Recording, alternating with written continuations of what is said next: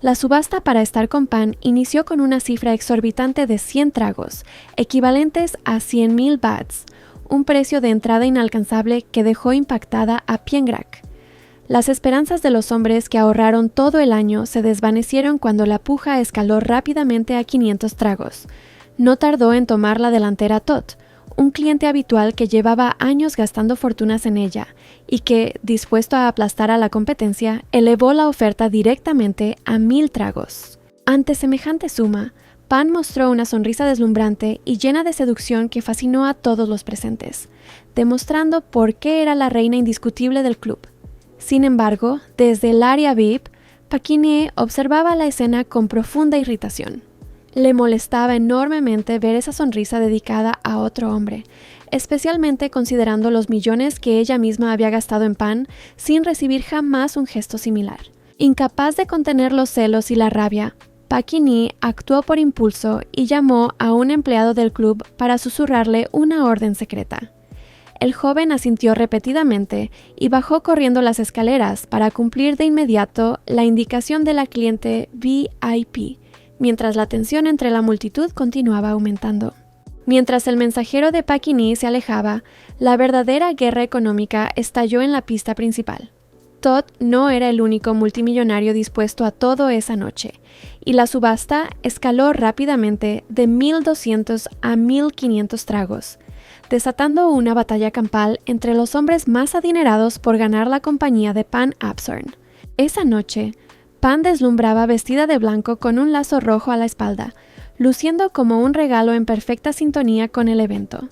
La locura del público se desató aún más cuando el presentador anunció que ella tenía una sorpresa especial para el postor ganador. Las pujas se dispararon rápidamente hasta que Tot tomó ventaja garantizando 2,000 tragos, equivalente a 2 millones de bahts, creyéndose el triunfador indiscutible de la velada. Sin embargo, cuando la puja parecía estabilizada, un empleado corrió a susurrarle algo al presentador. Con evidente impacto y temblor en la voz, este anunció a toda la sala una oferta estratosférica de 5,000 tragos, rompiendo un récord histórico sin precedentes. Toda la multitud quedó atónita ante el misterioso comprador ubicado en la zona VIP, una cifra que aseguraba ganancias millonarias para Pan en una sola noche. Al subir a la zona VIP, Pan se detuvo en seco al descubrir que la responsable de semejante suma era Paquinier, quien estaba acompañada por una mujer desconocida. Pan se sentó a su lado guardando una distancia cautelosa. Al poco tiempo, Piengrak decidió retirarse tras recibir una notificación en su teléfono, dejando a Paquinier libre para escoltar a su amiga y quedarse a solas frente a la mujer que tanto desdén le profesaba. En cuanto se quedaron a solas, Paquinier no tardó en soltar un saludo cargado de burla y veneno, recriminándole con sarcasmo haber arruinado su oportunidad de sentarse con su cliente millonario. Satisfecha por haber destrozado sus planes y demostrado su poder económico con 5,000 tragos, Paquinier disfrutaba la molesta expresión de Pan, quien, lejos de quedarse callada, se dispuso a defenderse aclarando que no tenía ningún favoritismo. Pan levantó la barbilla manteniendo su actitud desafiante y aclarando que trataba a Paquinier como a cualquier otro cliente, lo que encendió aún más la molestia de la ejecutiva. Paquinier no podía creer el orgullo de la chica tras haber pagado 5 millones de bahts por ella, preguntándose cómo alguien podía ser la estrella del club con esa frialdad. Sin embargo, recordando que para ella esto era solo una inversión, reclamó de inmediato la supuesta sorpresa prometida para los clientes, tildando el show de engañoso. Ante la acusación, Pan se puso de pie justo frente a ella, haciendo gala de su imponente y atractiva figura. Paquinier observó el ingenioso diseño de su atuendo blanco con lazo rojo, entendiéndolo como una invitación directa pensada para desvestirla con un solo tirón. En lugar de ceder a la tentación, Paquinier apartó a Pan suavemente a un lado como si le estuviera tapando la visión hacia su guardaespaldas, desestimando la provocación. Pan se giró para enfrentar la mirada irritada de Paquinier, quien de nuevo lanzó un comentario mordaz preguntando si la idea era desenvolverla y tomarla en ese momento. Pan respondió desafiante devolviéndole la pregunta, sosteniendo un intenso duelo de miradas en el que ninguna estuvo dispuesta a dar su brazo a torcer.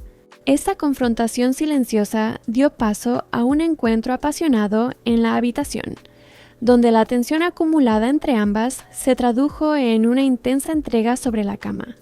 A pesar de la hostilidad previa y de que sus gestos nacían del rencor, la química entre Pacini y Pan fue inmediata, quedando envueltas en una atmósfera de deseo desenfrenado. Pacini exploró a fondo cada centímetro del cuerpo de Pan, memorizando sus detalles e incluso la ubicación de sus lunares. A pesar de querer avanzar a otras cosas, no podía despegarse de ella, aferrándose con fuerza hasta hacerla arquearse de dolor.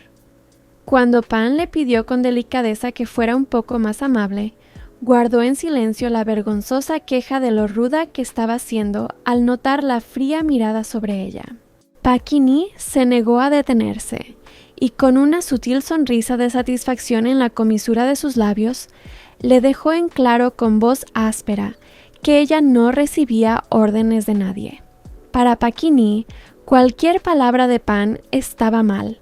Lo único que realmente disfrutaba era escuchar sus gemidos, sollozos o súplicas, pues adoraba el sonido de su vulnerabilidad en lugar de sus protestas. Sin más opción que cerrar los ojos, Pan dejó que el placer adormeciera el dolor en un calor hormigueante, mientras se aferraba con fuerza a las sábanas.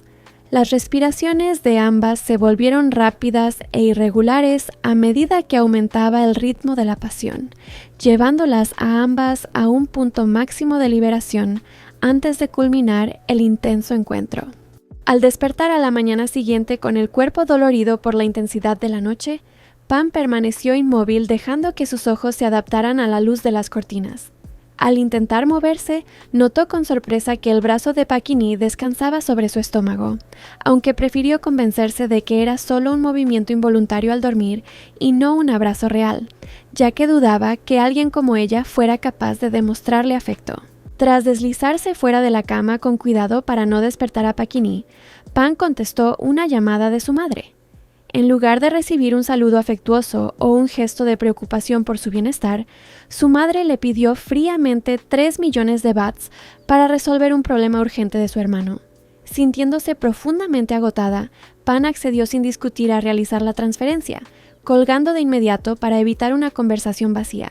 A pesar de las tensiones, los celos y las frías palabras iniciales, la noche entre Pacini y Pan terminó revelando una dinámica mucho más compleja entre ambas. Detrás de la coraza de arrogancia de Pacini y de la prudente resignación de Pan, el silencio de la mañana trajo una tregua inesperada frente a la mesa del desayuno.